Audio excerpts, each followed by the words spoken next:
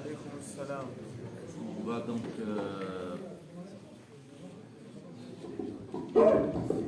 pendant 30 minutes, on va parler de l'équilibre alimentaire et le ramadan. التوازن الغذائي خلال شهر رمضان. On est en train d'arabiser la présentation, Béchouia. Là, il y a 3-4 mots en arabe, baraka, ne vous inquiétez pas. Et voilà. En fait, le titre, il pourrait être un peu plus complet si on mettait c'est l'équilibre comportemental et alimentaire pendant le ramadan. Je peux commencer ainsi? Allez-y. Hein? Donc 30 minutes, c'est-à-dire que Inch'Allah à -5 on aura fini, et après ça sera ouvert à toutes les questions. Toutes les questions, vous pourrez les poser, Inch'Allah.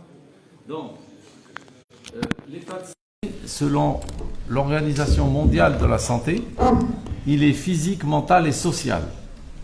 Nous, on croit que c'est juste physique, mais en fait, maintenant, on sait que, bien sûr qu'il y a des maladies mentales, mais il y a également des maladies sociales.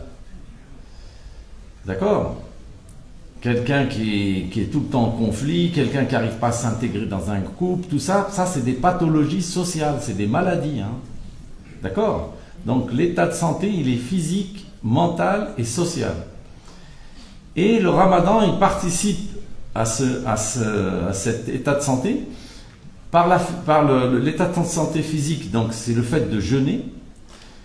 Il participe également à l'état de santé mentale par le fait de la méditation, les prières, on prie plus, on est plus présent à la mosquée, plus présent avec le Coran, tout ça, donc ça participe à l'état de santé mentale. Et bien sûr, il participe à l'état de santé sociale par l'augmentation des interactions entre les individus pendant le ramadan. Il y a des gens, on les voit que pendant le ramadan. Donc il y a plus de contacts fraternels, familial, etc. D'accord ? Donc c'est 11 ce mois, et en fait il est là normalement pour nous préparer pour les 11 mois suivants, pour qu'on soit en bonne santé physique, mentale et sociale. Le hadith, c'est pour ça que le Rasul sallallahu alayhi wa sallam, dans un hadith rapporté par Abu Huraira, il dit « Somo tasahhu » jeûnez, vous serez en bonne santé. Vous serez en bonne santé physique parce que vous aurez moins accumulé de bouffe. Au point de vue mental, dès que tu jeûnes, déjà, tu n'es pas saturé par la nourriture, tu penses à la prière, tu penses au Coran, et social. Alors on va suivre ce programme pendant ces 30 minutes, Inch'Allah. Qu'est-ce que l'état de jeûne? Est-ce que nous, les êtres humains, on est fait pour jeûner? L'état de jeûne chez l'adulte en bonne santé, l'état de jeûne chez les personnes âgées, ça c'est très important. Qu'est-ce qu'il faut manger? Ou plutôt, qu'est-ce qu'il ne faut pas trop manger? Et comment manger? Ou plutôt, comment ne pas trop manger? Et ensuite, il y aura 2 diapositives pratiques sur le jeûne, mais en fait, ça sera juste comment déclencher ce qu'on appelle le frein de la satiété, c'est-à-dire le frein de la bouffe. Il existe au niveau du cerveau, il y a un centre, mais vous verrez que malheureusement il se déclenche qu'au bout de 20 minutes, c'est-à-dire quand on a fini de bouffer. C'est-à-dire c'est comme s'il y avait un stop ici, au lieu de s'arrêter là, tu t'arrêtes 3-4 mètres plus loin. Mais on va essayer d'un point de vue pratique comment déclencher ce frein pour justement éviter d'accumuler trop de calories, c'est-à-dire trop de bouffe. D'accord? Et enfin il y aura une conclusion. Voilà. Donc, qu'est-ce que l'état de jeûne?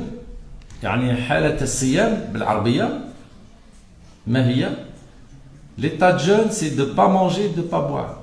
Attention, quand on dit qu'il faut être à jeun, parce que moi je suis praticien à l'hôpital, il y a des gens qui se trompent. On dit, gardez votre enfant à jeun, et la mère, elle lui colle un biberon, parce que pour elle, boire, c'est pas à jeun. Non. L'état de jeûne, c'est ne pas manger, ne pas boire. Alors, combien de temps d'un point de vue médical? Certains disent 6 heures, d'autres 8 heures. Quand vous faites une prise de sang, on vous dit, venez à jeun, c'est-à-dire vous allez faire votre prise de sang au bout de 10 heures, comme ça, à peu près. Mais au bout de 6 ou 8 heures, l'estomac, il y a encore de la nourriture dedans. 6 heures, c'est sûr. Ça veut dire qu'en fait, comme nous maintenant, qui on fait le suhoor, maintenant on va le faire avec le changement d'horaire, on arrête de manger, bon, ici sur Lyon, peut-être vers, je pense,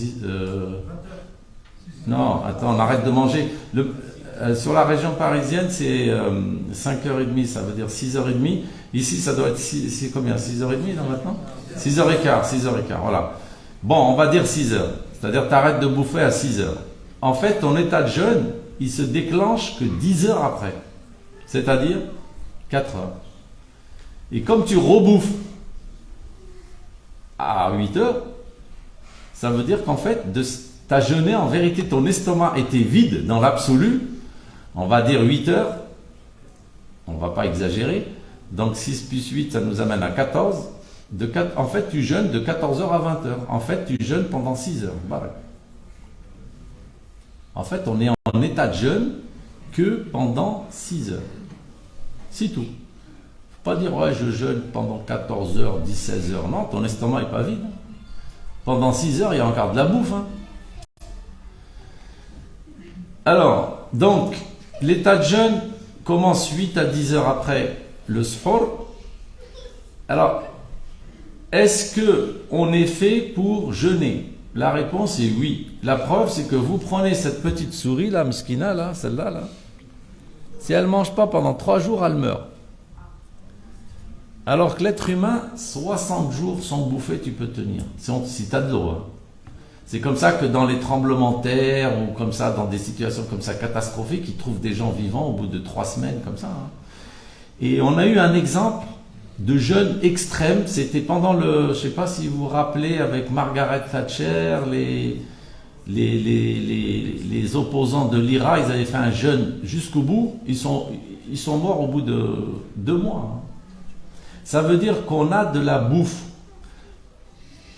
Et pourquoi on est fait pour jeûner? La preuve, il y a 2 preuves. La première, regardez, en fait, on stocke très facilement. C'est-à-dire qu'Allah il nous a créé pour que dès qu'on bouffe quelque chose, on le garde. On le garde où? En graisse. D'accord? On le stocke. Raison pour laquelle en France actuellement, 47% d'entre nous, on est soit en surpoids, soit obèse. Et les champions du monde sont là. L'Arabie Saoudite, les États-Unis, et nous, enfin les gens, parce qu'on n'est pas tous d'origine arabe, mais on voit que les pays arabes, c'est une zone, ouais, la Turquie, tout ça, le monde arabe, c'est l'obésité, elle fait un... Voilà, c'est incroyable, quoi. Vous voyez?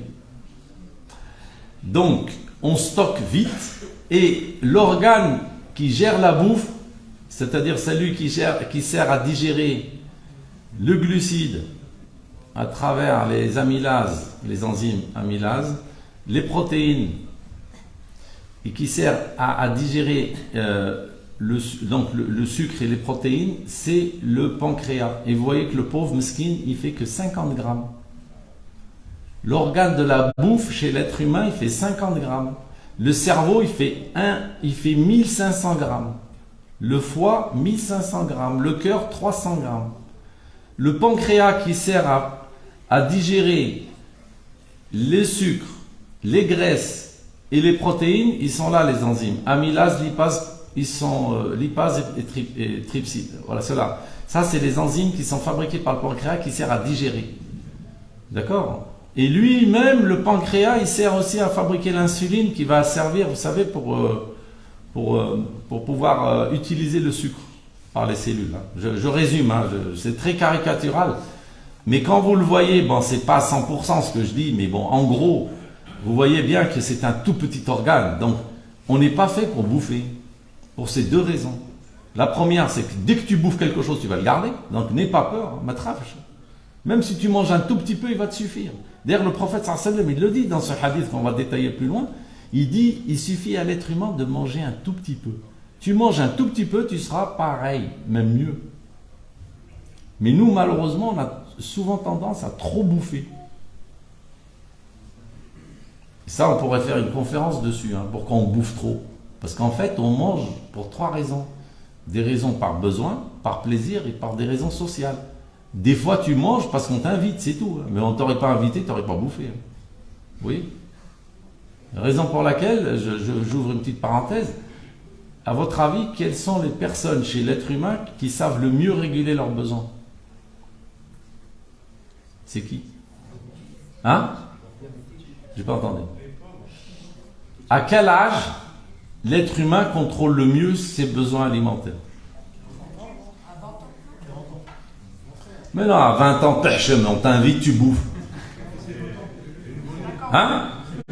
50 ans, aussi. On t'invite, tu bouffes. Hein? Bien sûr, les enfants, ça arrête.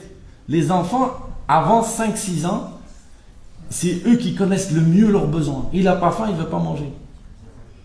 D'accord? Parce qu'il ne mange pas pour des raisons sociales. Il s'en fout si tu as cuisiné toute l'après-midi, tout ça. Il n'a pas faim, il ne veut pas manger. C'est nous qui bricolons leur système pour manger, c'est-à-dire qu'on va lui dire mange, mange, mange. Et là, il veut les yahchim yakul, tu vois. Donc, dans l'espèce humaine, ceux qui connaissent le mieux leurs besoins alimentaires, on peut dire que c'est les nourrissons à partir. Nous, on fait très attention en pédiatrie jusqu'à 3-4 mois. À partir de 4 mois, normalement, un enfant, on ne le force plus à manger. Et ça, c'est très très important pour éviter l'obésité, vous voyez. Bien sûr, je parle de l'enfant qui n'est pas malade, hein, attention. Ok? Donc, on mange, on stocke trop, et l'organe qui nous sert à stocker, meskin, il est faible. C'est-à-dire, à un moment, le pancréas, meskin, il fait 50 grammes. Alors, quels sont les éléments importants de nutrition durant le ramadan chez l'adulte jeune? C'est l'eau. Il y a donc deux idées importantes. Quand on mange, on va vous dire quels sont les deux éléments. Le premier, c'est l'eau. Le deuxième, c'est... Tu l'as déjà sur toi, le deuxième. La bouffe, on est tous en surpoids. C'est-à-dire qu'à la limite, on pourrait ne pas bouffer. Donc moi, je ne suis pas venu pour vous faire une conférence. Il y en a qui vont vous parler de glucides, d'équilibre, de charba, de légumes, de machin, etc. Mais les paysans, le mec il bouffe n'importe comment, il stocke, il est déjà en excès et on va lui donner un petit peu comment faire le pourcentage. Attends. Et le bio aussi, on pourrait en parler parce que ça aussi moi j'ai pas d'argument pour dire que le bio est bon pour la santé. Il est bon pour l'environnement, c'est sûr, mais est-ce qu'il a un impact chez l'être humain? Et on va parler de l'eau en bouteille qui ne sert à rien, etc., etc. Mais enfin, je schématise un petit peu, hein, comme je l'ai fait d'ailleurs sur l'histoire du pancréas. Mais en gros, quand on jeûne, l'essentiel, c'est ne pas se déshydrater. Et de bien s'hydrater le soir. Donc dans la journée, je vais essayer de ne pas me déshydrater. Faut pas, bon là, ça va, il n'y a pas de soleil, tout ça. Mais à l'époque, quand on jeûnait au mois de juin, juillet, août, là, il fallait quand même avoir une stratégie pour pas que tu te déshydrates. Et il faut bien s'hydrater le soir. Et pour ce qui est de la bouffe, 47% d'entre nous, on est soit en surpoids, soit obèses. Alors, la place de l'eau dans notre corps. Vous voyez, l'adulte, il a 70% d'eau dans son corps et le bébé 90%. En d'autres termes, un adulte qui fait 70 kilos, il a 50 kilos d'eau. 50 litres d'eau dans son corps. Et le bébé qui fait 1 an, qui fait 10 kilos, il a 9 litres d'eau. Donc l'eau, elle est en nous-mêmes. C'est pour ça qu'Allah il dit wa minal ma wa ja'alna minal ma kulla shay'in hayy. D'accord? La composition de notre corps, l'organe où il y a le moins d'eau, c'est le shham, la graisse. Même l'os, il y a 20% d'eau. Il y a 20% d'eau même dans l'os. Et on perd où cette eau? On la perd, enfin les besoins, pardon. Les besoins sont de 2 litres à peu près. 2 litres, 2 litres 5, ça dépend un peu si il fait chaud, il fait, voilà. Quand on dit 2 litres et demi, c'est les boissons bien sûr, plus ce qu'on mange à côté. Les charbas, les boissons, enfin le thé, le café, le ben, les salades, tout ça, ça apporte de l'eau, d'accord? Par où sort cette eau? Essentiellement, quand on va bien sûr uriner, mais aussi quand on respire, d'accord? Quelle est la conséquence de la déshydratation qu'on appelle tejfif بالعربية? Hein? C'est les troubles de la mémoire, parce que le cerveau il est à 80% d'eau. Moi je fais une conférence sur je fais aussi une conférence sur l'importance du petit déjeuner. Là, je l'ai fait à une association il y a une quinzaine de jours. Enfin, je l'ai déjà fait plein de fois, mais le point essentiel du petit déjeuner, c'est l'hydratation. Parce qu'en fait, tu ne bois pas pendant 12 à 15 heures, enfin pendant, on va dire, 10 heures, 10 à 12 heures. Et tu es déshydraté. Donc c'est le fait de t'hydrater, c'est l'élément fondamental du petit déjeuner. Et on va le voir qu'au niveau du ramadan, c'est ça aussi. Quand tu n'as pas assez d'eau, trouble de mémoire, calcul au niveau des reins, ça c'est très important. Les calculs au niveau de la vésicule, ça joue aussi. Mais bon, mais c'est surtout les calculs au niveau des reins. C'est pour ça que vous allez avoir pas mal de gens qui vont faire des coliques néphrétiques. Il y a pendant le ramadan, d'accord. L'hydratation des personnes âgées, ça c'est un vrai problème parce que les personnes âgées, en fait, aux États-Unis, ils ont fait cette étude. C'est une des 10 raisons pour lesquelles ils rentrent à l'hôpital. Parce qu'ils ne boivent pas. Et ça coûte très cher. Par exemple, au début des années 2000, ils avaient calculé, maintenant ça doit leur coûter plus cher, ils avaient calculé que ça leur coûtait 1140 milliards de dollars. La déshydratation. Parce que le gars, par exemple, il va se déshydrater, il fait un trouble de mémoire, enfin un malaise, il tombe, il se fait une fracture. Nous, on va dire, il est hospitalisé parce qu'il a fait une fracture. Mais au départ, c'est parce qu'il était déshydraté. L'autre, il va faire des calculs au niveau des reins. On va dire, oh, il est rentré parce qu'il s'est fait des calculs, il a des... là, au niveau du rein, bon.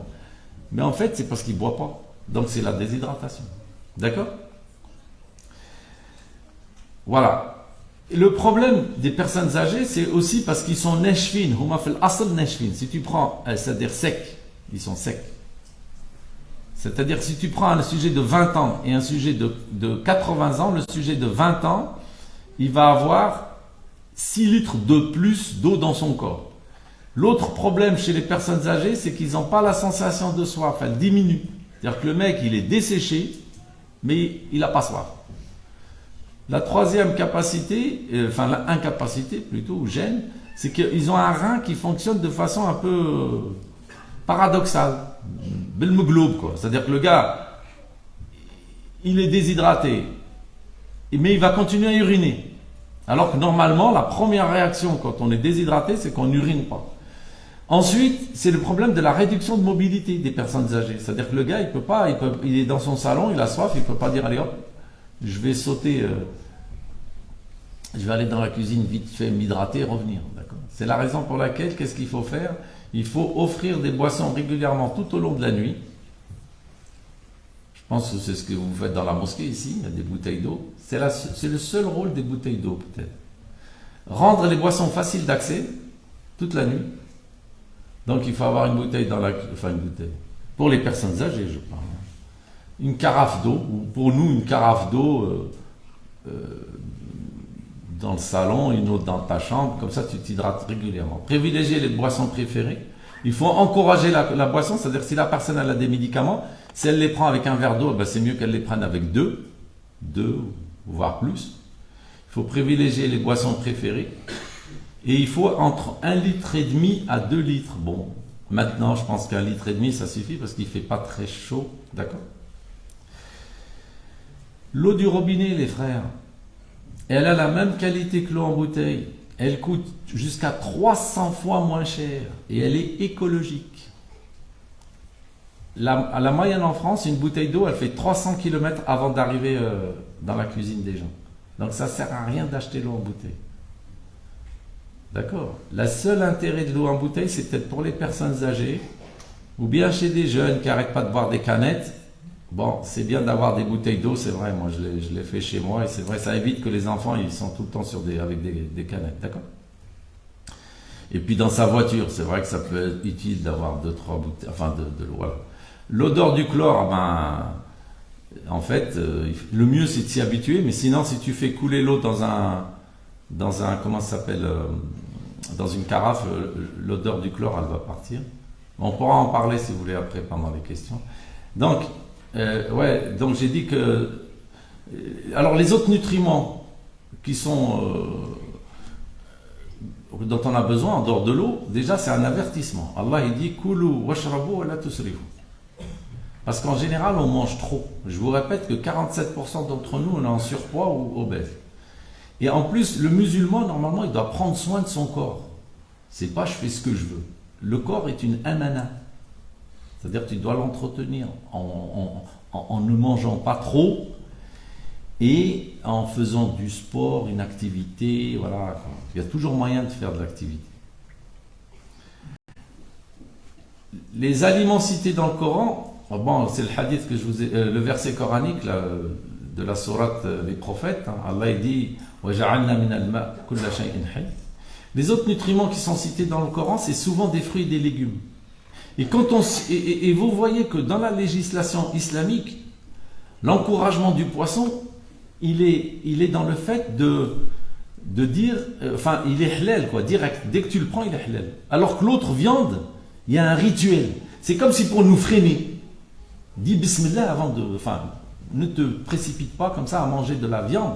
Parce qu'on voit que il y a beaucoup de conséquences hein, sur le fait que c'est quand même une source principale de graisse, etc. et de malbouffe. Les poissons, je rappelle une chose les frères. Les meilleurs poissons sont les plus petits. D'accord? Et ce qui est bien, nous on a eu une réunion là, il y a je crois 1 an, là, 2, à Lille. Et ils nous ont, les poissons, vous savez les petites boîtes de conserve à 1 euro, là, on l'a même pas. C'est très très bien pour la santé. Il faut essayer d'en prendre 2 dans la semaine comme ça. D'accord? C'est-à-dire que tu essaies d'en manger ou bien tu les mets dans des salades, vous voyez? Les sardines là, les sardines, les petites sardines, voilà, ça coûte même pas des fois 90 centimes la boîte. Ceux-là sont très très bons pour la santé. Il faut essayer d'en faire 2 dans la semaine. Alors, l'équilibre alimentaire, vous le connaissez, c'est-à-dire beaucoup d'eau, beaucoup de légumes et fruits. Les légumes peuvent être des boîtes de conserve. N'allez pas chercher des trucs, bon, c'est les boîtes de conserve, ça va très très bien, ça coûte moins cher, parce qu'il y en a, ils vont dire oui, maintenant les prix ont augmenté, les boîtes de conserve. Donc un peu moins de féculents. Ce qu'on appelle les féculents, je vais en parler là, c'est le pain, les pâtes, le riz, le couscous, tout ça. Un peu moins tout ce qui est graisse, enfin source de les produits laitiers, et encore moins tout ce qui est huile et sucre, d'accord? Mais cet équilibre-là, il se fait où à votre avis? Dans votre caddie. Si tu remplis ton caddie de malbouffe, ton frigo il est rempli de yaourts, de produits laitiers, de gazous, etc. Et à la fin, tu crois que tu vas fabriquer de l'équilibre alimentaire? Non. D'accord? Donc, moitié fruits et légumes, et l'autre moitié, un quart de khobz et pâtes et riz, etc. Et un tout petit quart de graisse et de sucre rapide, d'accord? Voilà. Mais ça se fait quand vous faites votre course. C'est-à-dire, si tu regardes ton caddie quand tu sors, tu as payé à la caisse, avant de payer, peut-être tu regardes, comme ça tu pourras peut-être éliminer des choses. Si tu vois que tu as stocké que des calories comme ça, ben, ça veut dire que c'est pas bon. Ça veut dire que c'est pour ça que le mieux, en fait, c'est de ne pas stocker toutes ces choses, sucre et graisse, et produits laitiers comme ça à la maison. Alors, comment faire pour moins manger? Voilà. Ouais, regardez là, sur la petite caricature, là, ils mettent, voilà, 1 Français sur 2 en surpoids. Alors, je rappelle juste une petite parenthèse, la gastrectomie en manchon ou sleeve. Il y en a qui en ont peut-être parlé, c'est la chirurgie de l'obésité.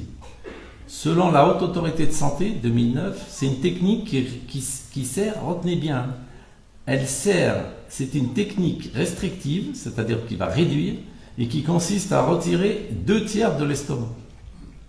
D'accord? Vous allez voir ces 2/3, vous allez les retrouver où? Alors, il y a 2 solutions pour ne pas manger pendant le ramadan. Il y en a une, bon, je rigole, hein, il faut faire une sleeve avant le ramadan, c'est pas possible. Mais par contre, on peut se faire une auto-sleeve. Comment? Tu appliques le hadith de Rasulullah sallallahu alayhi wa sallam. C'est là où tu vois, c'est miraculeux, subhanallah. 15 siècles avant, il nous a parlé, quand il nous dit 1/3 de nourriture, 1/3 de boisson, 1/3 de respiration. C'est-à-dire qu'on doit garder qu'1/3 de nourriture. On enlève 2/3. Regardez la chirurgie de l'obésité. Ils enlèvent 2/3. C'est là où tu vois que le prophète Mohammed sallallahu alayhi wa sallam, il était inspiré par Allah. D'accord? 2/3, regardez. Il ne connaissait pas l'anatomie de l'estomac. Voilà. Mais regardez le hadith, on va s'attarder un peu. Il dit, l'humain n'a point rempli un contenant plus mauvais que son ventre. Avant, quand je faisais une présentation, je crois, sur l'obésité, je montrais une diapo où on voyait les portes d'entrée de toutes les maladies. Comment on devient malade? C'est vrai qu'il y a des maladies, on les a en nous-mêmes, parce qu'on a été, c'est génétique, voilà, c'est comme ça. Mais d'autres, la plupart, c'est la bouffe. Tu te fais une entorse de cheville, parce que moi je vois par exemple à l'hôpital, les enfants, je parle des enfants, hein, qui ont des entorses de cheville, ils sont tous en surpoids. Hein. Parce qu'il y a trop de poids sur un os, par exemple, le gamin il a 20 kilos de plus. C'est sûr que son os, il n'est pas fait pour résister à ça, quoi. Normalement, il ne se serait même pas fait une entorse, hein, ou une fracture.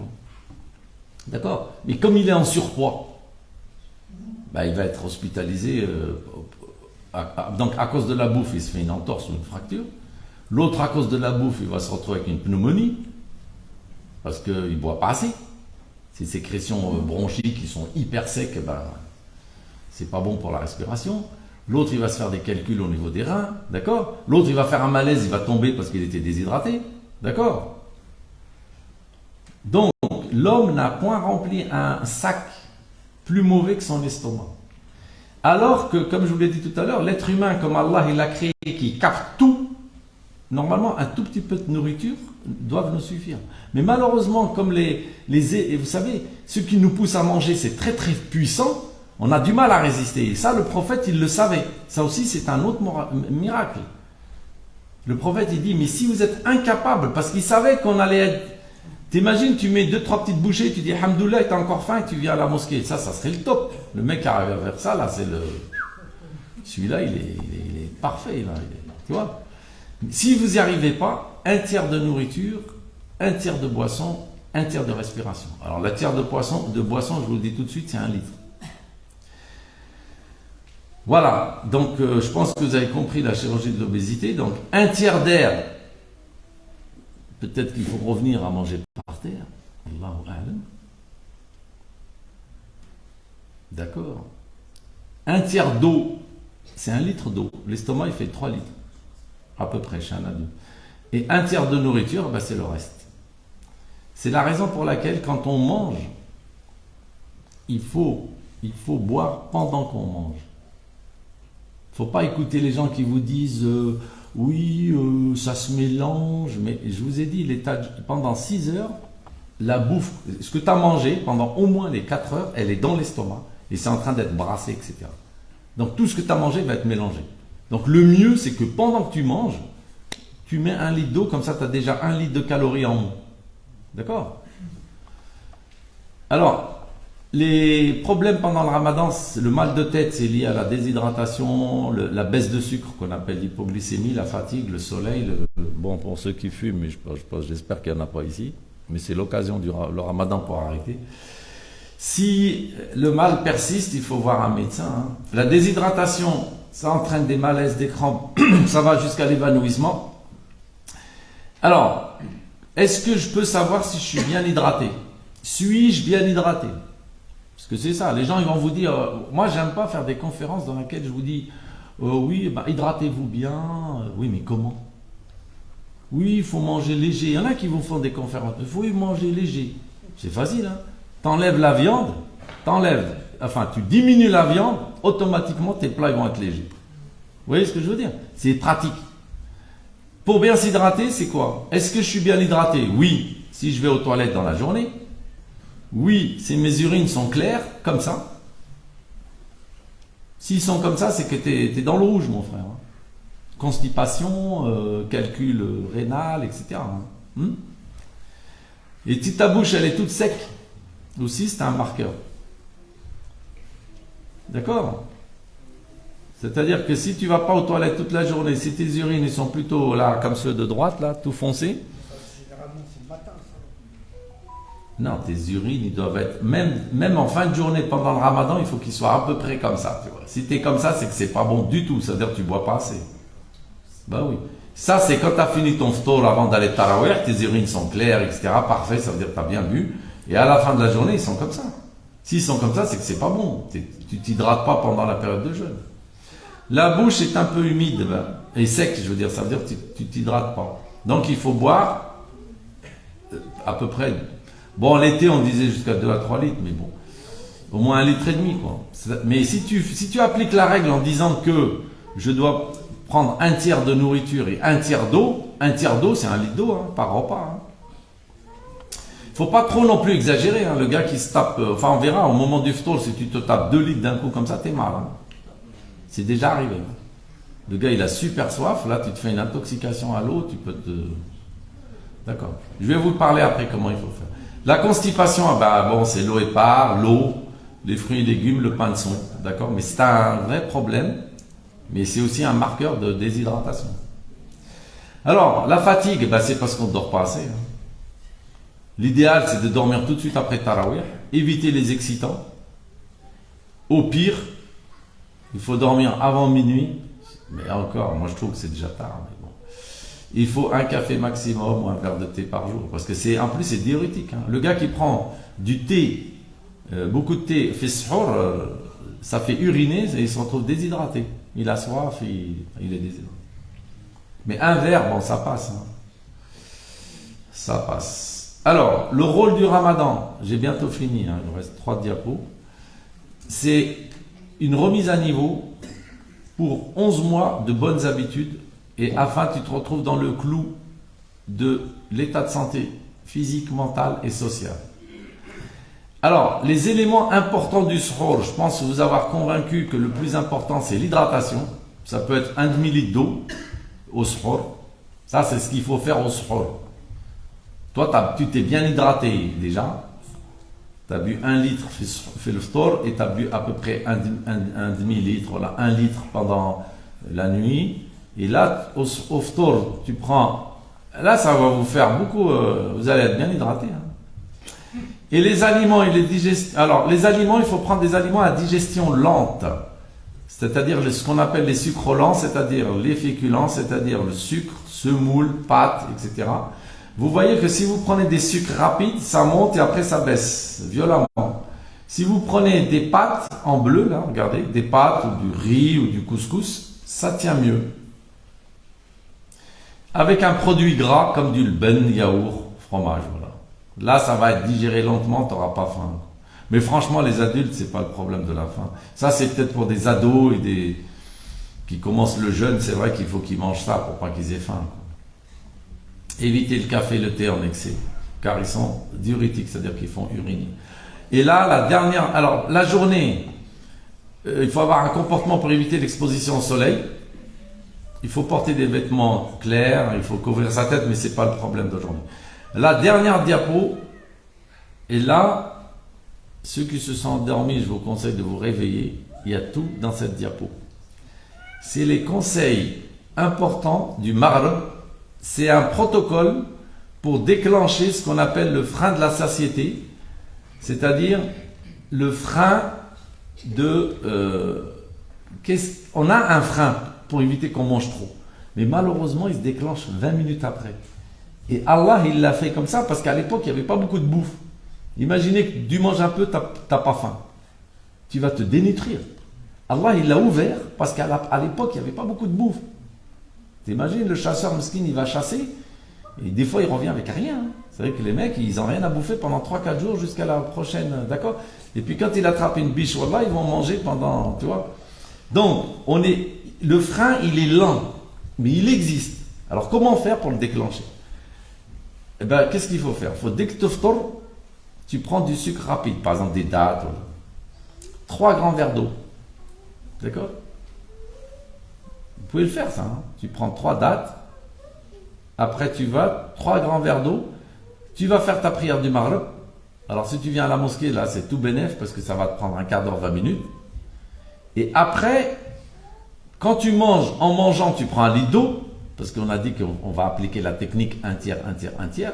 Comme notre estomac il fait 3 litres, on prend 1 litre d'eau. Il faut manger léger, c'est-à-dire peu de viande.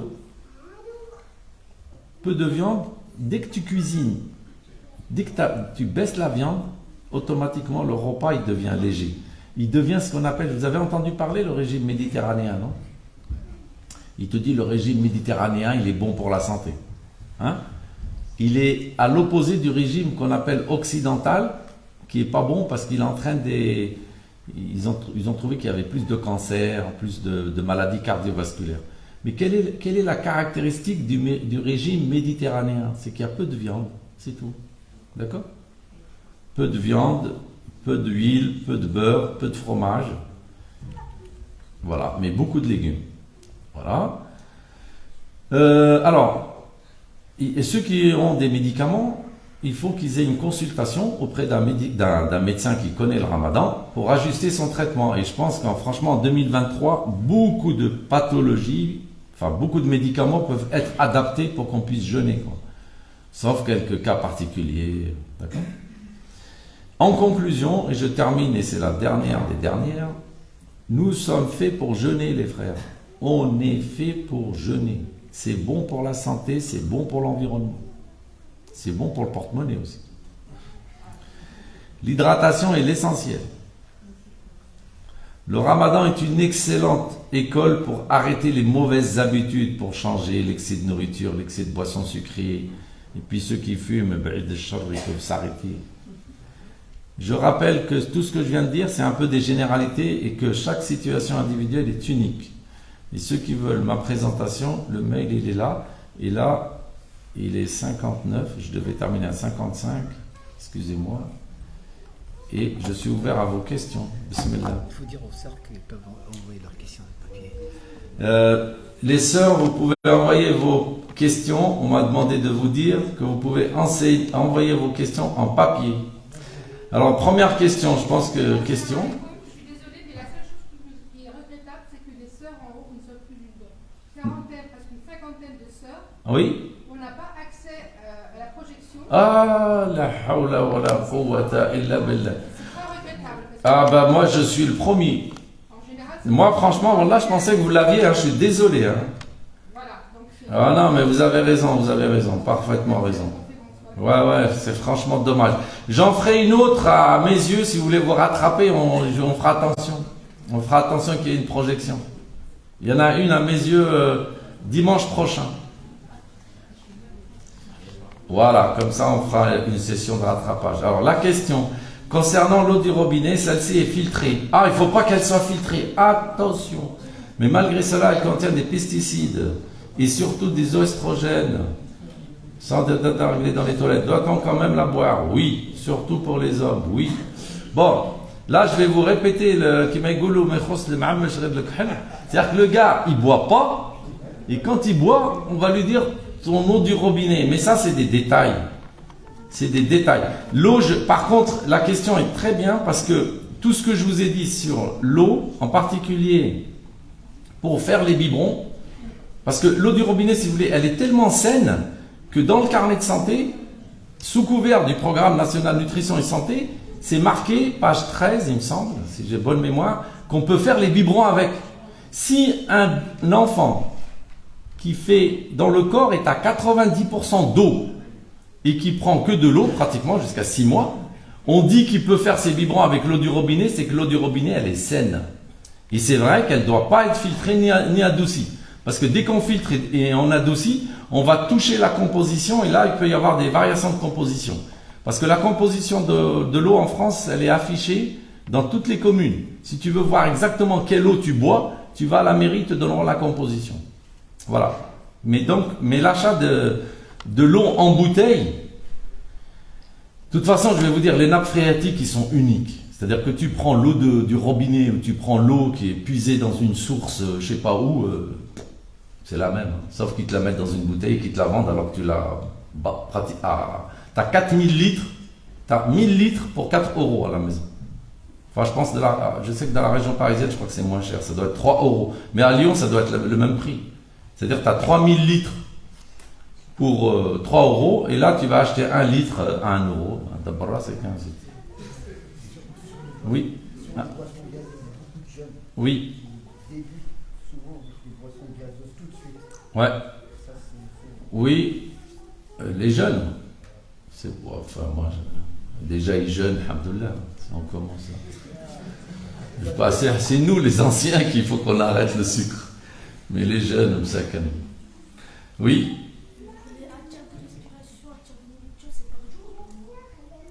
Ah. un tiers de nourriture, un tiers de nourriture, un tiers d'eau et un tiers d'air. C'est à chaque repas, chaque fois. Voilà. Ouais. Fadal. Ouais. Si on boit beaucoup, moi je bois beaucoup, mais vraiment beaucoup. 5, 6 litres, ça ne me dérange pas du tout. Ouais. Bah c'est bien. C'est dérangeant ou pas? Non, mais quelqu'un qui a un rein et un cœur qui fonctionnent normalement, aucun dérangement. Bah non. Ça donne. Ah, en fait, quand tu commences à manger, très bonne question. Il n'a pas compris sur le frein de la satiété, le frein En fait, tu sais, quand tu commences à manger, tu as un moment, tu n'as plus faim, tu es d'accord?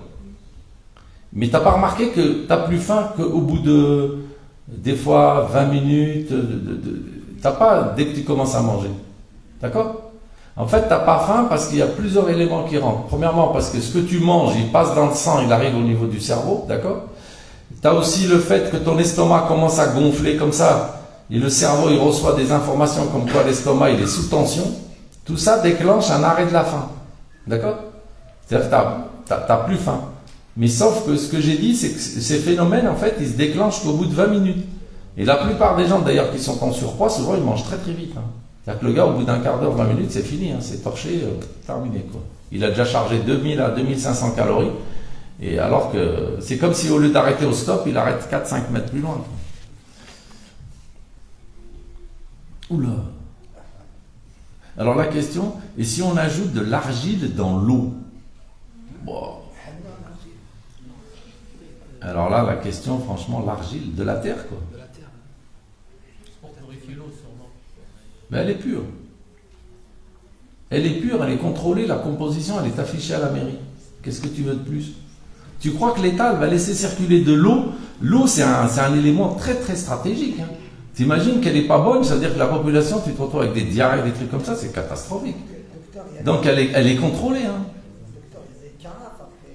Oui, tu peux mettre dans une carafe si tu veux, comme ça, le chlore il va partir. Ouais.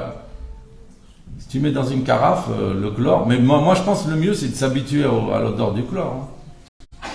Ouais. Oui, Fadal, après il y a une petite question là-bas. Ouais. Oui. La première chose, ceux qui font des coliques néphrétiques, très souvent, c'est simplement lié au fait qu'elles ne boivent pas. Après, certains calculs, après analyse, ils vont te dire il faut telle eau, etc., tu vois, particulière, très riche en bicarbonate, ou en, je sais pas, toi. Mais au départ, souvent, c'est parce que déjà, ils ne boivent pas. C'est-à-dire que ce n'est pas un problème de qualité, c'est un problème de quantité. C'est-à-dire qu'ils ne boivent pas assez. Tu vois? Il y a une petite question à un jeune là-bas, derrière. Ça donne? L'eau du robinet et le calcaire. Le calcaire, c'est du calcium. Donc, c'est bon pour la santé. Il y a beaucoup qui a des problèmes de reins, de calcaire. Non, c'est pas. C'est la question du frère, là. Ceux qui font des calculs, souvent, c'est parce qu'ils boivent pas. Ils boivent pas assez. C'est pas lié au fait que c'est leur eau qui est pas bonne.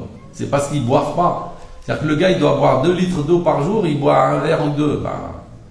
Enfin, 2 litres, j'exagère. 1,5 litre, je pense que c'est tout à fait normal. Surtout en ce moment, il fait pas très chaud. Voilà. Une autre question, ça donne? Mais par exemple, pour ceux qui sont épileptiques et leur prendre des médicaments matin et soir. Matin et soir, c'est bon, ça colle avec le ramadan. Ça.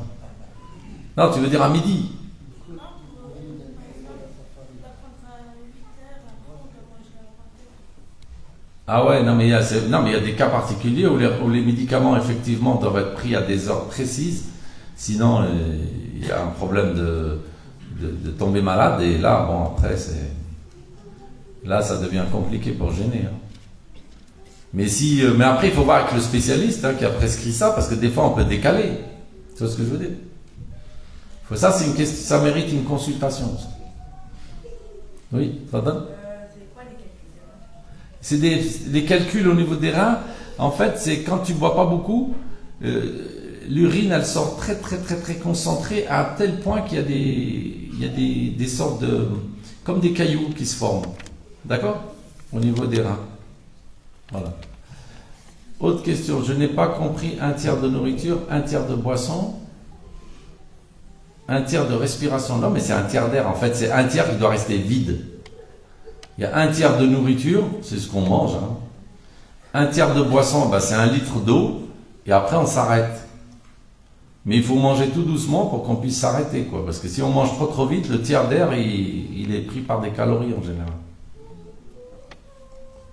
Quand on dit un tiers de respiration, c'est un tiers d'air, en fait. C'est la traduction. Oui.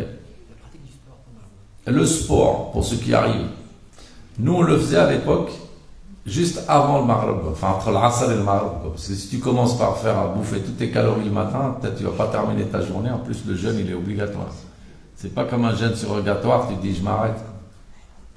Oui. Est-ce qu'il y a des questions? J'ai une question. Oui, toi d'abord. Il y a deux personnes, des jumeaux. L'un arrive à manger 3 kg de riz et l'autre n'arrive pas. Il se demande comment il peut améliorer sa façon de manger, pouvoir manger beaucoup plus comme son frère. Mais ils font le même poids, ils ont des différences de poids? Non? Eh bien c'est tout. L'autre, alhamdoulilah, Andul Qana'a, il aille bien. Il mange un tout petit peu. C'est l'autre, c'est celui qui mange trop qui doit plutôt voir quelque chose. Hein? Il a besoin de manger beaucoup plus, lui aussi. Comment Mais s'il n'a pas un problème de poids, de croissance, je vois pas pourquoi il doit manger. Hein. On le laisse tranquille. C'est un enfant qui a quel âge? 15 ans. S'il a un poids, une taille normale, c'est bon. Il n'y a pas besoin. Pourquoi il n'a pas besoin de manger plus? Si quelqu'un il mange pas beaucoup et qu'il est maigre, et que là, celui-là, oui, il doit y avoir un problème. Mais on doit partir toujours du poids et de la taille. Si le poids et la taille sont bien, ben on fait rien. Tu vois? On intervient si le poids et la taille sont pas bons. Et là, on va regarder, peut-être c'est pas dans la nourriture, c'est peut-être dans son intestin qui absorbe pas. Il y a des maladies où l'intestin il absorbe pas. Voilà. Oui.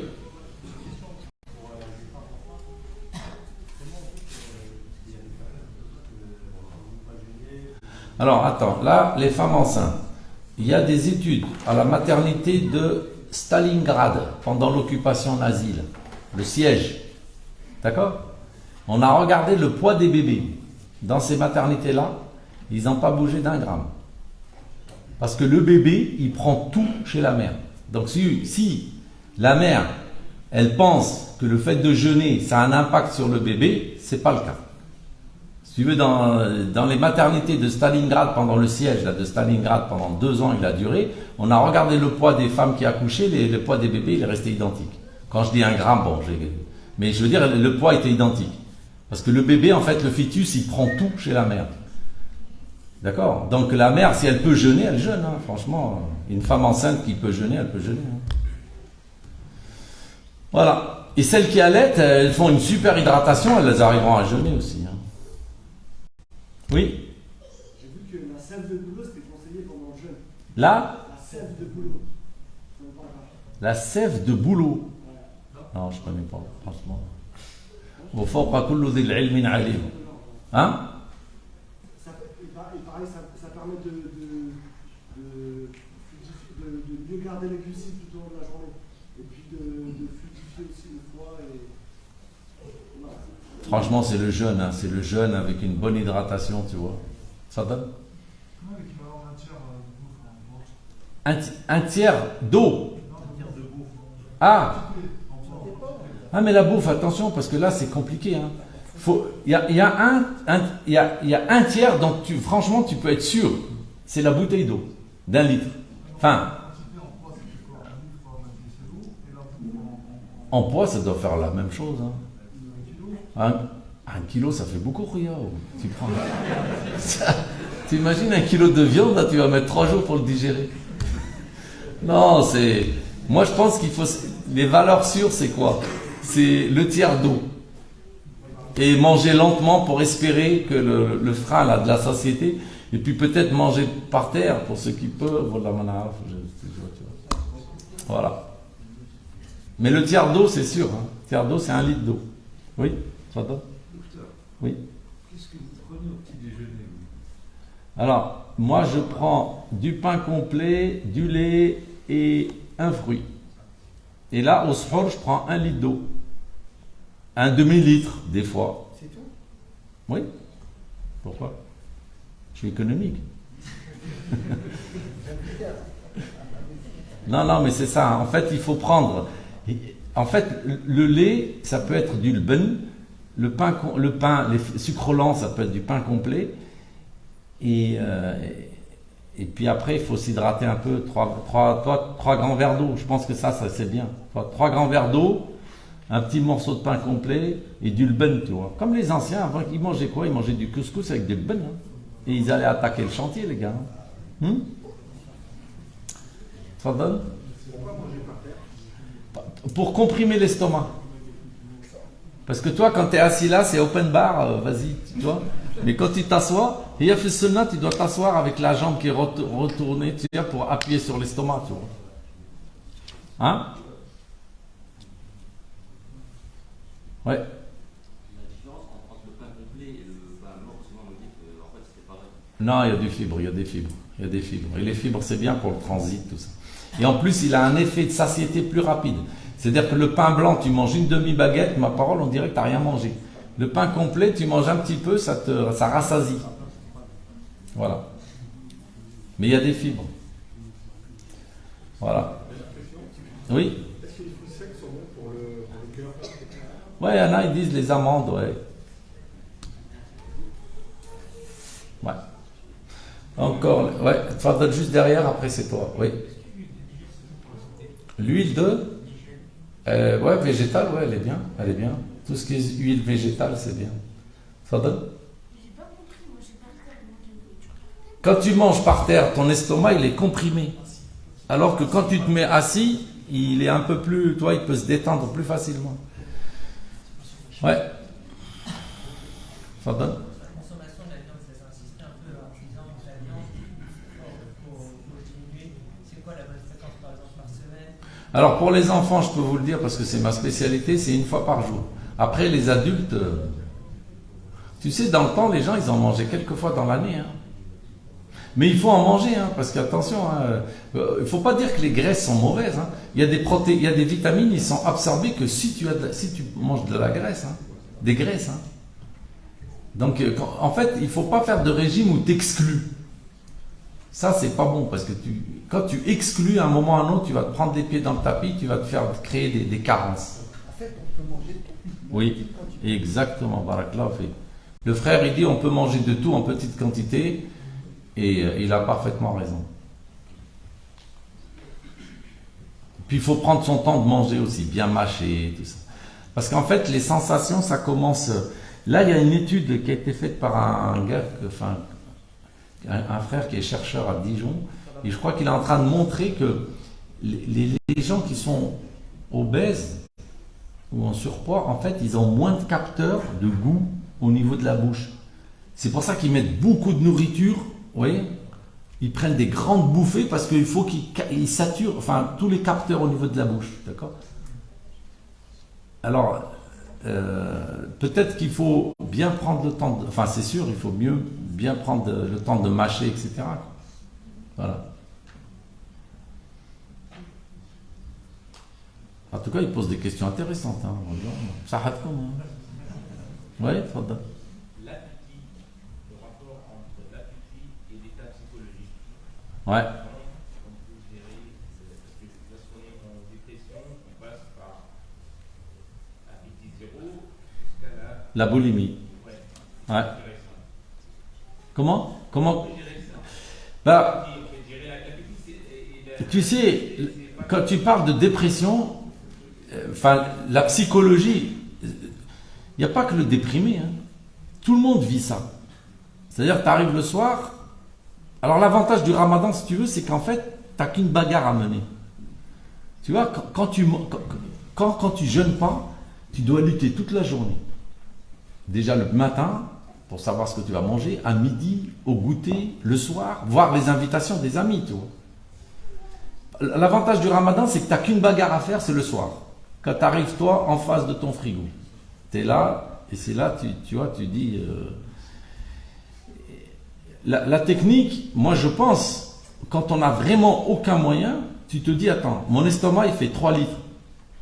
Et je vais déjà le remplir avec 1 litre d'eau pendant le repas. Et peut-être déjà tu as 1 litre de calories en moins, tu vois. Voilà. Voilà, ilm lillah. Oui. Voilà. La différence entre la viande blanche et la viande rouge, Elle est moins de graisse, moins de graisse. sur la blanche, Ouais. Le Coca Zéro, c'est bon ou pas? Alors là, tu t'adresses à quelqu'un qui boycotte, alors c'est pas moi qui va te... Ça fait Louis. C'est quoi? C'est un fan de Coca. Non, moi je boycotte. Mais bon, mis à part ça, les boissons light, en fait, franchement, ils ont un effet édulcorant hyper puissant. La preuve, c'est que tu sais, les édulcorants, tu prends un tout petit comprimé, tu le mets dans une tasse, il remplace un gros morceau de sucre. Donc en fait, tu fais que entretenir ton...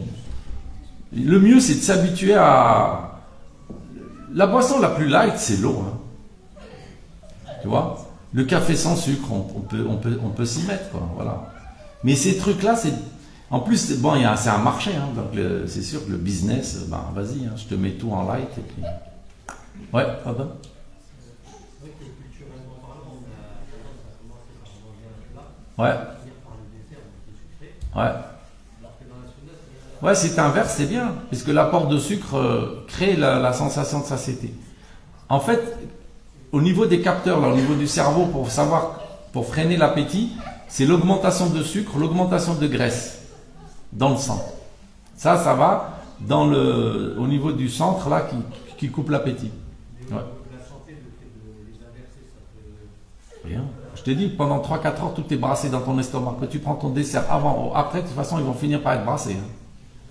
Parce qu'en fait, sur la vaisselle, on voit la digestion des rapide sur les aliments sucrés. Et si on commence par tout ce qui est viande et Ouais. ça peut un peu faire... Mais tu crois que non, mais les gens, ils pensent que la digestion, c'est un phénomène, dès qu'arrive quelque chose dans l'estomac, déjà, c'est brassé, c'est tout mélangé pendant 2-3 heures, voire plus, et c'est qu'après que ça commence à passer tout doucement pour aller dans l'intestin grêle. Comment? Bien sûr. C'est comme les gars qui te disent boire de l'eau chaude, ça va faire fondre la graisse au niveau du foie. Ou bien il te dit bois pas trop de boissons froides parce qu'au niveau des reins, mais tu rigoles. Tu prends une boisson glacée, elle arrive dans l'estomac, je te garantis qu'elle quitte pas l'estomac sans être à 37 degrés. D'accord? Donc au niveau des reins, les reins ils sont très loin. Ils sont derrière des vaisseaux, derrière, tu vois. Donc elle n'arrivera jamais froide au niveau des reins, la boisson. Ça, c'est pour ça que, d'ailleurs, il y a des lois maintenant, et j'espère qu'ils vont la faire passer, tous les influenceurs ou les gens qui font n'importe quoi sur Internet. Parce que tu dis des trucs comme ça, c'est incroyable. Tu parles d'une boisson froide qui va avoir un impact au niveau de tes reins. C'est que franchement, tu ne sais pas comment il est constitué le corps. Hein. Voilà, ilmu lillah. Fadal. Elle n'a pas un impact sur les reins, elle a un impact sur l'estomac, du coup, qui va se compresser ou pas. Ah non, ne t'inquiète pas, l'estomac va te rachaler. L'estomac, c'est un organe très très... Moi je le vois parce que je fais de l'endoscopie. Je peux te dire que quand je viens faire des biopsies sur l'estomac, je suis tranquille. Hein. Je sais que l'estomac il est très épais. Et de toute façon, quand tu commences à boire, l'eau elle commence à se refroidir au niveau de ta bouche. Dans l'œsophage qui fait à peu près... chez un adulte, il fait peut-être 30 cm, l'eau elle va arriver. Bon. Tu vas sentir une petite sensation, mais ça va passer. Hein. Ouais, Fadlan. C'est du quoi, là? Light, léger. Léger. Tiens, une question. Je l'attendais ta question. Mais le soir, c'est mieux de manger du chaud, parce que moi, le midi, c'est mieux de manger, commencer par du chaud que du froid. Ouais. Et pourquoi? Eh ben, le chaud, en général, c'est le plat le plus important. Si tu commences à manger du froid, c'est quoi? C'est les fruits, c'est les glaces. La salade, ouais, oui, c'est... Non, mais je crois que manger du chaud, c'est pour pouvoir prendre tout de suite les calories. Quoi. Toi, tu as besoin de grandir. Mais pour nous, il faut qu'on commence par le froid, tu as raison. Et le dessert avant. Ça, c'est bien. Hein. Moi, je le fais. Hein. Des fois, je prends un café avant d'aller au self de l'hôpital. Ouais, le temps que j'arrive, ça m'a diminué l'appétit. Un café. Fadal? Ouais, bien sûr. Ça, il y a toujours le like qui commence à faire parler de lui, mais il y a beaucoup de produits qui like, il y a l'aspartame.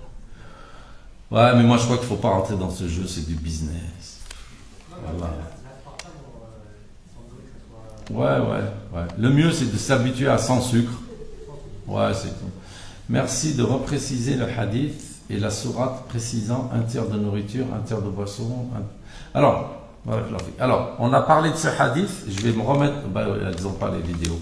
Bon, ce hadith, en fait, il est rapporté par Abu Huraira, qui était quelqu'un de très savant à l'époque du prophète Mohammed sallallahu alayhi wa sallam. Et qu'est-ce qu'il dit dans ce hadith? Il dit, l'être humain n'a pas rempli un sac plus mauvais que son ventre. Alors que normalement, l'être humain, il pourrait se contenter que d'un tout petit peu de nourriture pour pouvoir survivre. D'accord? Ça, c'est le constat que fait le prophète. Sallallahu alayhi wa sallam. Il dit, l'être humain n'a jamais rempli un sac plus mauvais que son estomac, parce qu'on le remplit de nourriture qui peut être soit en excès, soit insuffisante, soit mauvaise. Par exemple, tu bois une eau qui est contaminée avec des microbes, tu vas te faire une diarrhée. Donc en tout cas, dans tous les cas, tu as rempli un estomac. Tiens, il y a la batterie là qui va... alors que normalement, on doit, un tout petit peu de nourriture, ils doivent nous suffire. Si on n'arrive pas, parce que toi tu arrives, tu mets un tout petit peu, par exemple, tu te mets une petite tranche de pain, une date, un verre de lban et tu dis alhamdoulilah, ça va me suffire. C'est compliqué parce que ton nefs, il te pousse à manger beaucoup. Et ben la suite du hadith, c'est qu'est-ce qu'il dit le prophète sallallahu alayhi wa sallam? Il dit, mais si vous êtes incapable d'agir ainsi, c'est-à-dire de manger peu, parce qu'on n'arrive pas à la bouffe elle est trop attirante, alors il faut réserver un tiers pour la nourriture, un tiers pour la boisson et le dernier tiers pour la respiration, c'est-à-dire pour l'air, quoi. Il faut le laisser vide. Alors, question de la part des sœurs. Est-ce que les concombres et les tomates au suhour sont bénéfiques? Oui. Fromage également et olives. Olives, s'ils sont salés, tu vas galérer. Hein. Ça risque d'entraîner la soif, quoi. Voilà. Donc les concombres, oui. Les tomates, oui. Le fromage, oui. Les olives, moi, je sais pas. Je me poserai... si c'est des olives, ouais, qui sont pas... Enfin, ils sont salés en général. Ouais. Alors, question.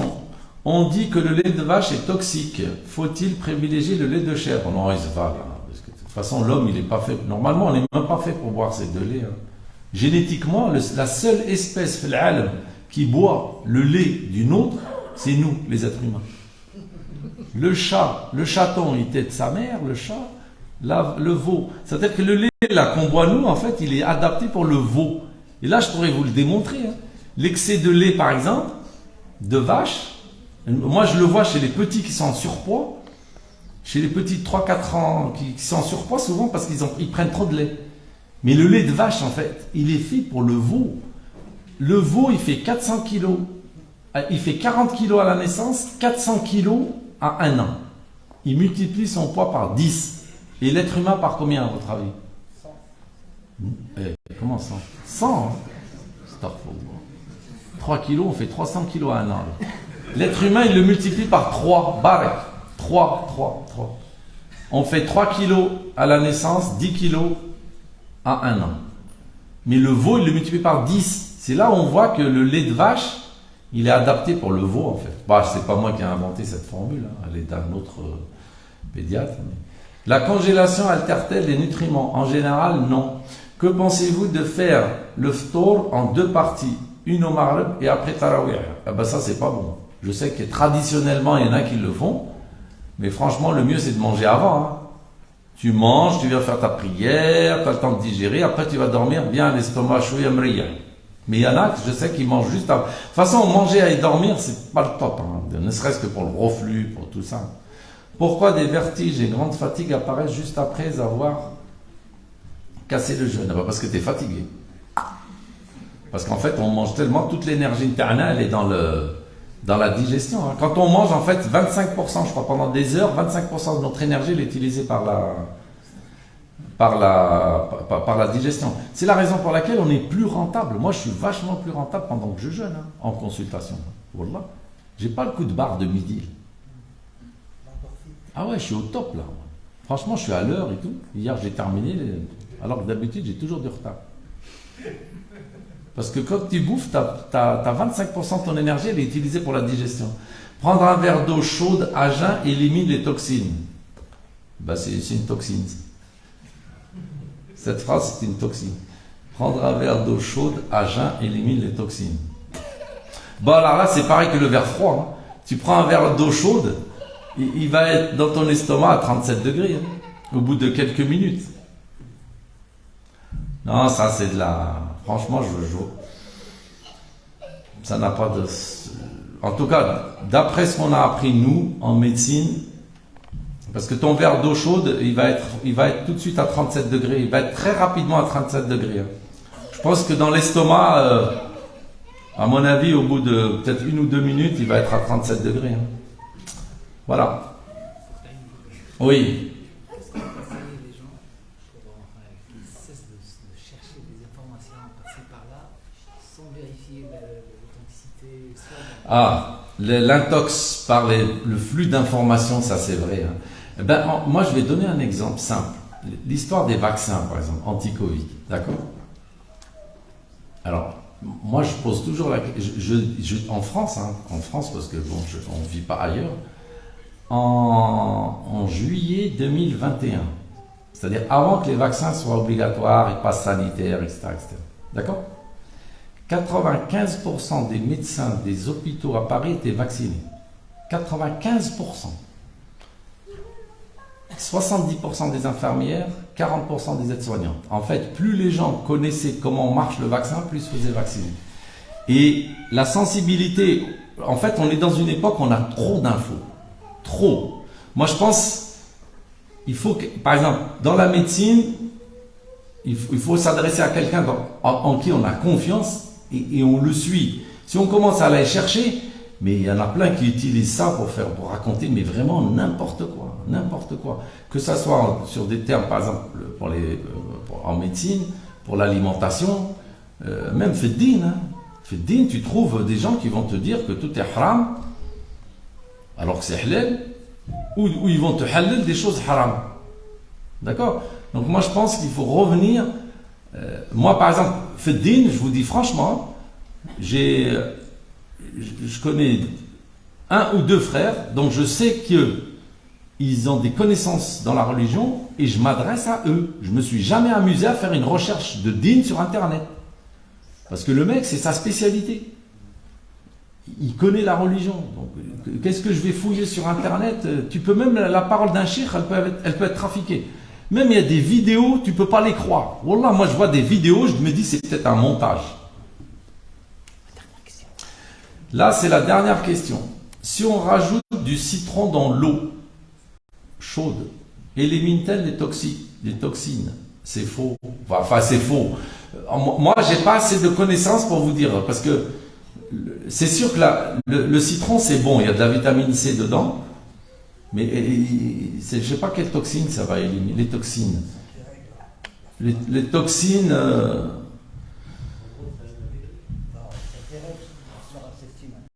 Non, mais les gens, en fait, ceux qui font les influenceurs, là, ils savent que nous, on n'aime pas tout ce qui est toxines, toxiques, vous voyez? Ils te disent, tu vas te détoxifier. Ben ça, toi, tu as envie. Tu dis que c'est bien. Mais moi, je ne vois pas. Déjà, rien que toxines, bon, je sais qu'il y en a qui sont spécialistes en nutrition qui en parlent, mais nous, un verre de citron avec de l'eau chaude. Moi, je vous dis, l'eau chaude, déjà, au bout de 1 à 2 minutes dans l'estomac, elle va être à 37 degrés. Et le citron, bah, c'est toujours de la vitamine C, mais méfiez-vous que ça n'apporte pas trop de sucre. Mais c'est de la vitamine C, il y a sûrement des fibres un peu, s'il est pressé. Ouais. Alors, une dernière. Tfadal, bismillah. Par rapport à la consommation de café, est-ce que c'est bon ou mauvais? Et si c'est par rapport à la quantité par jour, est-ce que c'est 1, 2, 3 ou... Alors, le frère, il pose la question sur la quantité de café. Le café, bon, il y en a qui ont montré que c'était bon pour la santé. Mais comme toujours, kulu washrabu wa la tusrifu. Maintenant, concernant la quantité, mon frère, je ne peux pas te dire. Parce que tu as un petit café comme ça qui peut être concentré. Moi, j'en ai pris au bled. Je peux te dire, tu as des palpitations. Wallah. Le mec, il te donne un café à cœur. Alors, je suis venu pour dormir comme ça, j'entendais mon cœur. Bon. Je dis, c'est quoi ce truc? Et en fait, c'était parce que c'était 3-4 cafés, tu vois, bien presque, tu vois, au bled. Mais il y en a qui font du café super léger, ils prennent un demi-litre. Ça dépend de la concentration, tu vois. Mais je pense que, moi, à mon avis, 2-3 cafés dans la journée, ça ne peut pas faire de mal. Hein. Sans sucre. Tous les jours, avec le café. Ouais. En fait, c'est au début du ramadan, c'est un grand consommateur de café, c'est une barre. Ouais, bien sûr. Ah non, il faut te là, c'est le cas de le dire, tu te désintoxiques quelques jours avant. Moi, par exemple, tu vois, le ramadan, là, c'est tombé, ça a recommencé jeudi. Hein. À partir de mardi, j'ai levé le frein, tu vois. Ah ouais, non, j'ai mis du déca. Un café le matin, déca dans la journée, puis hop, atterrissage en douceur, tu vois. Parce que sinon, c'est vrai, tu as le coup de barre. Hein. C'est sûr, tu es complètement dans le cirage pendant les premiers jours. Hein. Si c'est tous les jours, c'est... Le café? Oui, 2-3 cafés, aucun problème. Hein. Bien sûr. Est-ce qu'on a le plaisir de vous voir encore? Hein? Oui? Monsieur, c'est moi. Oui. Salam alaikum. Salam. Je me permets Oui. d'intervenir parce que comme c'est le ramadan, c'est le mois où il a été révélé le Coran. Oui. Et que le prophète est envoyé pour donner des droits aux femmes. Oui. Moi, je suis triste parce que je vois que vous avez des échanges avec les hommes et que je suis un peu aussi dans l'islam. J'ai trouvé que l'islam de Dieu et l'islam de la réalité n'est pas le même et que je suis un peu dans le doute dans ma religion et je me dis que c'est triste que nous, on est là et on ne peut pas échanger avec vous alors qu'on est dans la maison, cette maison s'appelle la maison Ar-Rahman. Et je crie ma détresse, Allah il la voit et je suis triste. Non, mais moi je la partage hein, tout à fait avec vous, mais moi je suis ouvert à toutes les questions, hein, si vous voulez. Il y a un micro là qui circule, non? En fait, ce que j'aimerais, c'est que comme dit Dieu, je ne changerai pas l'état de peuple tant qu'il ne se changera pas lui-même. C'est qu'il y a une salle de conférence là-haut qui est très belle et que tous les fidèles ont participé à cette notion. Non, mais là il y a un raté. Hein. Moi je crois que l'année dernière je l'avais faite, il y avait une projection là-haut. Mais après, c'est pas grave, on fait tous des erreurs. Si Dieu il dit qu'il est le Seigneur, qu'il est Al-Aziz Ar-Rahim, que Dieu fasse un participant de la mosquée qui a du cœur et qui pense à nous les sœurs, parce qu'avant il est juste. Non, mais là, moi je suis désolé. Moi j'étais persuadé qu'il y avait une double projection. Hein. La conférence, je l'ai faite dans plusieurs endroits et il y avait des doubles projections. Hein. Là, il y a un raté, c'est tout. Voilà. Non, c'est pas grave. Juste, on s'excuse aux sœurs parce que c'est vrai, on a une panne de système, tout ne marche pas. D'ailleurs, regardez là, on a les bœufs qu'on a prêtés, on a une panne de système, il n'y a rien qui marche. On voulait faire le truc dans la salle, on voulait vous ramener aussi en bas, mais Inch'Allah, on va voir avec le docteur qu'il reviendra, Inch'Allah, une autre fois et on s'excuse vraiment, parce qu'on voulait vraiment que ça sera bénéfique pour tout le monde. On est désolé pour les sœurs, la prochaine fois, Inch'Allah, ça sera dans la salle de conférence. Vous serez invités, Inch'Allah, avec joie. Excusez-moi, monsieur. Non, aucun problème, on est là. Mais c'est vrai que la salle de conférence, elle aurait été mieux adaptée. C'est ce qu'on avait fait la dernière fois, d'ailleurs. Ouais. C'est pour ça qu'on vous demande de nous donner une date. Ouais, pourquoi pas, moi je veux bien. D'ici, on va dire... Ouais, je vais essayer de refaire ça au Zohr, si vous voulez, d'ici 2 semaines. Après, on va voir, on fixera une date, Inch'Allah. Ok. Et on pourra discuter aussi, enfin des petits déjeuners aussi, parce que c'est important. Voilà. Bah, tu nous fais une dua, frère. Hein? أعوذ بالله من الشيطان الرجيم بسم الله الرحمن الرحيم والصلاة والسلام على سيدنا محمد صلى الله عليه وسلم سبحانك وبحمدك نشهد أن لا إله إلا أنت نستغفرك ونتوب إليك نستغفرك ونتوب إليك نستغفرك ونتوب إليك والعصر إن الإنسان لفي خسر إلا الذين آمنوا وعملوا الصالحات وتواصوا بالحق وتواصوا بالصبر سبحان ربك رب العزة عما يصفون وسلام على المرسلين والحمد لله رب العالمين.